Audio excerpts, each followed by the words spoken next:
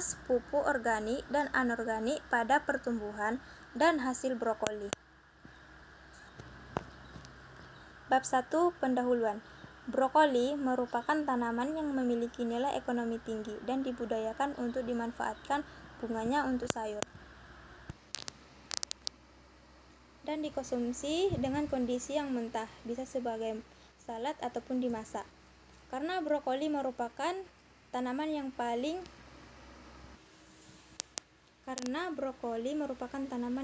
penting yang akan tinggi serat dan mempunyai vitamin A, C, dan lain-lain. Bab 2. Bahan dan metode. Waktu dan lokasi pengujian. Pengujian pupuk organik dan anorganik dilaksanakan pada bulan April-Agustus 2017. Pengujian dilakukan dengan percobaan pot yang diletakkan di lahan terbuka di kebun. Bahan dan alat.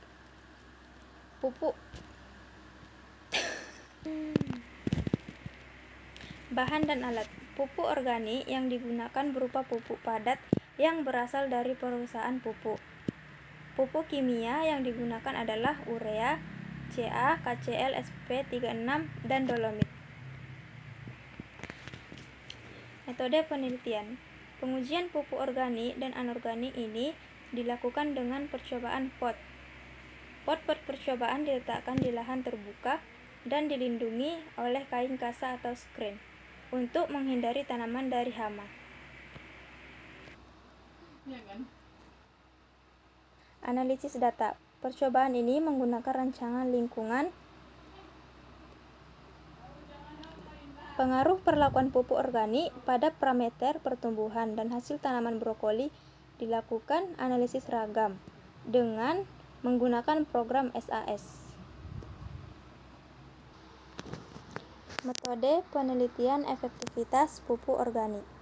Efektivitas agronomi pupuk organik ditentukan dengan metode Relative Agronomic Effectiveness atau RAE. Bab 3. Hasil dan pembahasan. Sifat kimia dan fisik andosol dari pasir Sarongge, Cianjur. Sifat kimia dan fisik andosol dari pasir Sarongge, Kabupaten Cianjur yang digunakan sebagai media tumbuh. Pada tabel 5 memperlihatkan jumlah daun tanaman brokoli pada umur 4, 7, dan 10. Analisis ragam menunjukkan bahwa pemberian pupuk organik dan atau pupuk NPK pada jumlah daun tanaman brokoli berpengaruh nyata pada umur 4, 7, dan 10. Secara umum, jumlah daun tanaman brokoli pada perlakuan pupuk organik, baik yang diberikan secara tunggal maupun yang dikombinasikan dengan pupuk NPK, nyata meningkatkan jumlah daun tanaman brokoli dibanding kontrol, dan cenderung lebih tinggi dibandingkan dengan perlakuan NPK standar. Efektivitas pupuk organik dan atau pupuk NPK pada pertumbuhan tanaman brokoli.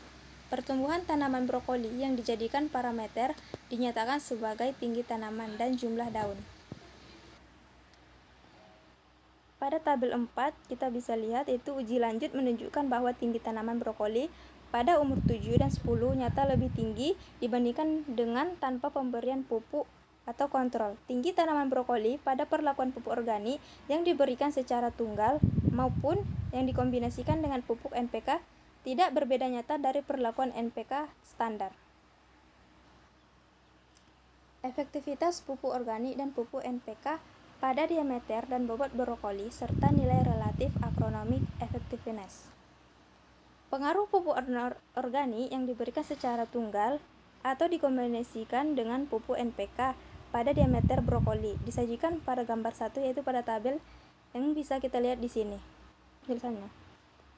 Walaupun secara statistik tidak berpengaruh nyata, namun secara umum pemberian pupuk organik dan pupuk NPK merupakan hasil diameter brokoli yang relatif lebih besar dibandingkan dengan kontrol dengan peningkatan diameter sebesar 10 sampai dengan 121%.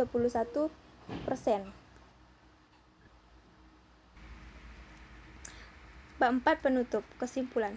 Pupuk organik yang diberikan secara tunggal maupun yang dikombinasikan dengan pupuk NPK nyata meningkatkan pertumbuhan tinggi jumlah daun dan diameter brokoli dibandingkan dengan kontrol, tetapi tidak berbeda nyata dibandingkan dengan perlakuan NPK standar.